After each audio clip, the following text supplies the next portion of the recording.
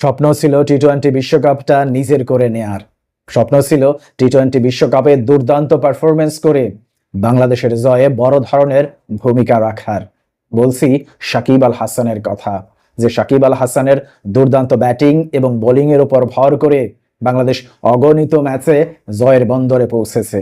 কিন্তু হঠাৎ করেই টি-20 বিশ্বকাপে রীতিমতো নিষ্প্রভ হয়ে গেলেন সাকিব আল হাসান। ব্যাটিং কিংবা বোলিং কোনো ডিপার্টমেন্টেই তেমন কোনো আলো ছড়াতে পারছেন না। আমরা যদি সাকিব আল হাসান এখন পর্যন্ত টি-20 বিশ্বকাপে বাংলাদেশের হয়ে যে দুটো ম্যাচে অংশগ্রহণ করেছে সেই ম্যাচের দিকে তাকাই, তাহলে দেখতে পাই প্রথম ম্যাচে তিনি শ্রীলঙ্কার বিপক্ষে ব্যাটিং কিংবা বোলিং দুই ডিপার্টমেন্টেই চূড়ান্তভাবে ব্যর্থ হয়েছিলেন। প্রথমে বোলিং করে 3 ওভারে 30 রান খরচ করেছিলেন। 3 ওভারে 30 রান খরচ করার পর আমরা অনেকেই ভেবেছিলাম হয়তোবা ব্যাটিংয়ে তার বোলিংয়ের যে দৈন্যতা ছিল সেই দৈন্যতা অনেকটাই পুষিয়ে দেবেন। কিন্তু বিশ্বের কি 125 রানের জয়ের লক্ষ্যে ব্যাটিং করতে নামার পর বাংলাদেশের দুই ব্যাটার লিটন কুমার দাস এবং তাওহিদ হৃদয় যখন 38 বলে 63 রানের দুর্দান্ত একটা পার্টনারশিপ গড়ে এই ম্যাচে বাংলাদেশকে ধীরে ধীরে জয়ের দিকে নিয়ে যাচ্ছিল, তখনই তাদের পার্টনারশিপ ভাঙে এবং উইকেটে ব্যাটিং করতে আসেন সাকিব আল হাসান।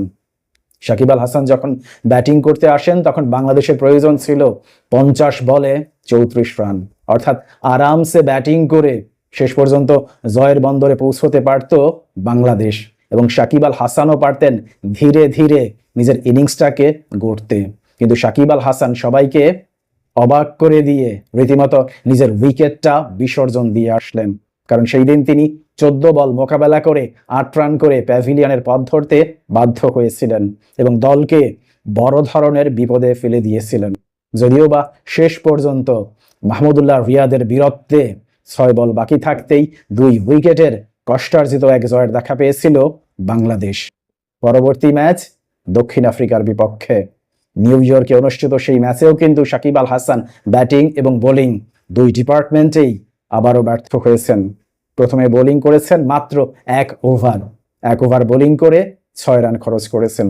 মজার বিষয় হচ্ছে, আমরা যদি সাকিব আল হাসানের আন্তর্জাতিক টি-20 ক্যারিয়ারের দিকে তাকাই তাহলে দেখতে পাই এখন পর্যন্ত সাকিব আল হাসান বাংলাদেশের হয়ে মোট 124টি আন্তর্জাতিক টি-20 ম্যাচে অংশগ্রহণ করেছেন, যেখানে বৃষ্টির কারণে 2টি ম্যাচ পরিত্যক্ত হয়েছিল।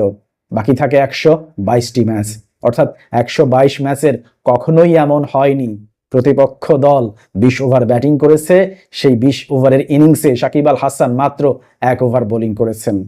যদিও বা একবার এমনটা ঘটেছিল 2023 সালে চট্টগ্রামে অনুষ্ঠিত সেই ম্যাচ বাংলাদেশ খেলেছিল আয়ারল্যান্ডের বিপক্ষে। বৃষ্টি বিঘ্নিত সেই ম্যাচটি নেমে এসেছিল 8 ওভারে। 8 ওভারের সেই ম্যাচে সাকিব আল হাসান 1 ওভারের বেশি করতে পারেননি, কিন্তু 20 ওভার হয়েছে, অর্থাৎ বাংলাদেশ 20 ওভার বোলিং করেছে, এমন কোনো ম্যাচে কখনোই সাকিব আল হাসান 1 ওভার বোলিং করেননি। এই অর্থে বলাই যায় সাকিব আল হাসান বোলিংয়ে অনেকটাই নিষ্প্রভ ছিলেন বলেই দলীয় অধিনায়ক নাজমুল হোসেন শান্ত সাকিব আল হাসানকে 1 ওভারের বেশি দিতে সাহস পাননি। যদিও বা পার্ট টাইমার বোলার হিসেবে মাহমুদুল্লাহ রিয়াদ ঠিকই 3 ওভার বোলিং করেছেন। পরবর্তীতে আমরা এই ম্যাচেও ভেবেছিলাম সাকিব আল হাসান হয়তোবা তার বোলিংয়ের দৈন্যতা ব্যাটিং দিয়ে পুষিয়ে দেবেন, কিন্তু কিসের কি, আবারও ব্যর্থ হলেন সাকিব আল হাসান। জয়ের জন্য সাকিব আল হাসানের উইকেটটা যখন খুব বেশি প্রয়োজনীয় ছিল বাংলাদেশের জন্য, ঠিক তখন আবারও সবাইকে ব্যর্থ করলেন সাকিব আল হাসান। প্রতিপক্ষ দলের সবচাইতে দুর্দান্ত বোলার আনরিক নরকিয়াকে অযথা পুল করতে গিয়ে নিজের উইকেটটা বিলিয়ে দিয়ে এলেন এবং 4 বল মোকাবেলা করে 3 রান করেই প্যাভিলিয়নের পথ ধরতে বাধ্য হলেন এবং শেষ পর্যন্ত ঘটনাবহুল সেই ম্যাচে বাংলাদেশ 4 রানের ব্যবধানে পরাজিত হয়। অথচ সাকিব আল হাসানের যে অভিজ্ঞতা ছিল সেই অভিজ্ঞতা নিংড়ে দিয়ে যদি উইকেটে টিকে থাকতে পারতেন তাহলে অবশ্যই সেই ম্যাচে বাংলাদেশ জয়ী হতে পারত। সাকিব আল হাসানের এমন নিষ্প্রভ পারফরমেন্স দেখে অনেকেই প্রশ্ন তুলেছেন, সাকিবের শেষের শুরু কি তবে শুরু হয়ে গিয়েছে? সাকিব আল হাসান কি তার টি-20 ক্যারিয়ার আর দীর্ঘায়িত করতে পারবেন না? দেখুন, এখনো কিন্তু গ্রুপ পর্বে বাংলাদেশের 2টো ম্যাচ বাকি আছে, নেদারল্যান্ডস এবং নেপাল। আমরা মনে প্রাণে চাইব সাকিব আল হাসান হয়েই পরবর্তী 2 ম্যাচে ফিরে আসুক। ব্যাটিং বোলিং 2 ডিপার্টমেন্টেই স্বমহিমায় বিকশিত হোক সাকিব আল হাসান। সাকিব আল হাসানের উপর ভর করেই জয়ের বন্দরে পৌঁছে যাক বাংলাদেশ। প্রিয় দর্শক, সাকিব আল হাসানের এমন অফ ফর্ম নিয়ে আপনি কি ভাবছেন তা অবশ্যই কমেন্ট বক্সে লিখে জানান। ভালো থাকবেন সবাই, আল্লাহ হাফেজ।